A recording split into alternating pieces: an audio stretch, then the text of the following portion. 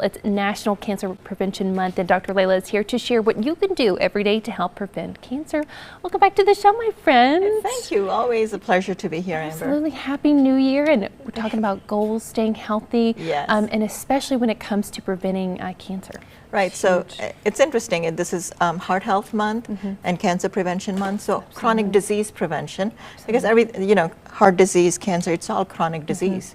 And I always take everything back to inflammation. Absolutely. So when inflammation is gone wild, the body doesn't have the bandwidth to eat up the cancer cells that are floating around. Interesting. So it's all about being healthy and preventing inflammation. Absolutely. And what are some of those key ways that we can do that every single day? Yeah. So one other thing I want to tell your viewers is not to be disappointed if you have the genetics for cancer. Okay. Yeah, right? Because sometimes people go, oh, I have the genetics, I'm doomed. But in functional medicine, we say genetics is only the loaded gun. The trigger is what your body is doing, what your biochemistry is, what your mitochondria are doing. So anybody can apply these ways. So, I always start with food. Yes, food is thy medicine. Food is medicine. Love it. So sometimes patients come to me and say, I have a very clean diet. And I never understand what that means. Like, do you wash your food before you eat? Is that what a clean diet is? But what I mean by it is eat foods as close to how nature made them. That's important.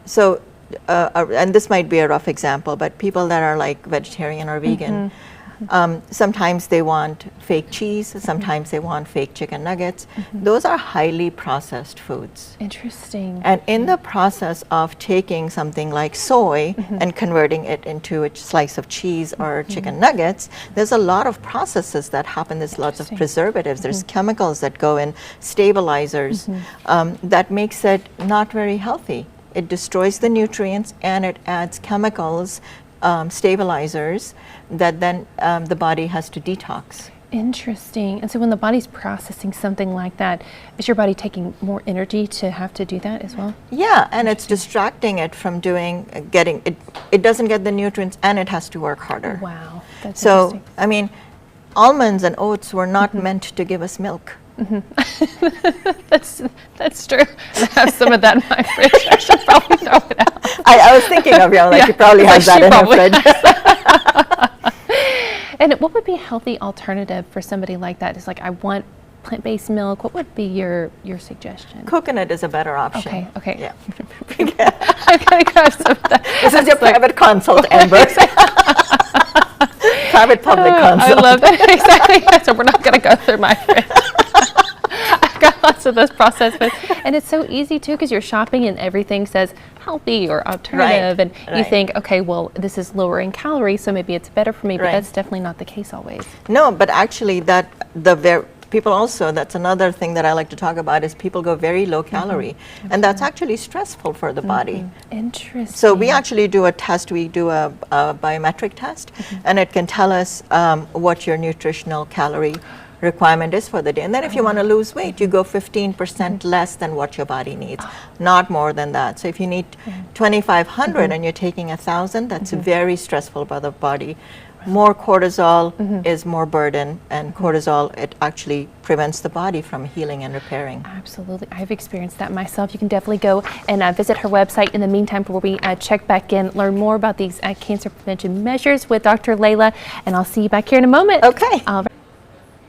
Welcome back to Living East Tennessee. We're back with Dr. Lela, and we're talking about how you can prevent cancer just every day through things that you can do. Now, we talked about the food aspect. Yes. And one of my favorite aspects that you mentioned is the exercise. That's awesome. So I think people exercise too much. People spend hours doing cardio. Really?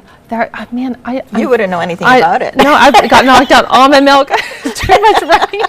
So I need to check in. But actually, weight training is a much better exercise, because when we stress the muscle, it gives the body the wanting to repair it, and that's healthier. Absolutely. And then more muscle is more greater bone density also as we age.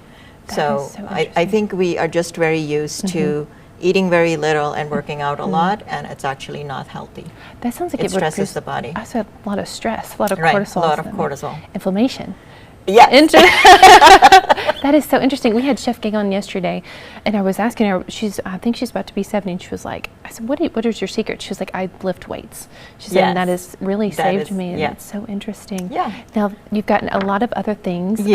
Coming with exercise as well. So I want to talk about grounding. Okay. And people don't even know what it is. It's just walking bare feet on the ground. I love that. And it's because when we come into contact with the ground, the electromagnetic waves from the earth, they realign us. They actually reactivate your mitochondria, which is the energy producing unit in the body. If your mitochondria are healthy, you're producing enough energy, you can do the repair and regeneration and fight the inflammation in your body. So it's really important. And there's research on it. Like, who would think? That's incredible. But they actually did research on it because, Amber, we are surrounded by EMF, right? Electromagnetic waves. These mics. It's everything. exactly the cell phone. My oven is smart oven, so I can turn it on from my phone. Interesting. But that's all EMF in my house. Even if I don't have my phone near me, it's still surrounding. Wow. So that's why 10 to 15 minutes of grounding, it's really healthy. And it's so easy to do. Absolutely, walking outside, and it kind of feels really nice on your feet just to be barefoot. Exactly. We did it as kids, and it was halfway normal. Now, going beyond that to kind of balancing the nervous system, what are some other ways we can do that? Right. So the nervous system is sympathetic and parasympathetic. Sympathetic like the tigers behind you, parasympathetic like you're resting on the beach. So we have to balance it. And some of the easiest ways are singing or humming or actually laughing. Oh, I love that. Laughing is so incredibly important. Yes.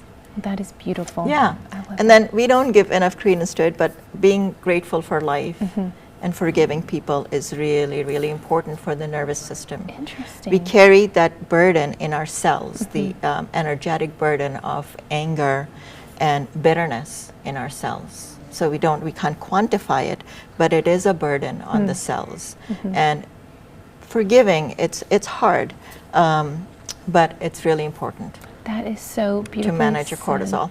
Absolutely. Well, thank you so much for joining us and always giving us such wonderful tips. Where can people get in contact with you guys and come visit you? Go to our website, and there's a button there which gives you the option to schedule a free 15-minute consult with me, and I'm happy to talk to you about anything, and it doesn't cost you anything, but you get to see if we can be beneficial to your health. Absolutely. Well, Dr. Lela, you are the best ever. Thank you so much for joining us today. I love being here. Thank you, Amber. We love you being here. You're the best. All right, we'll see you next time. See you next time.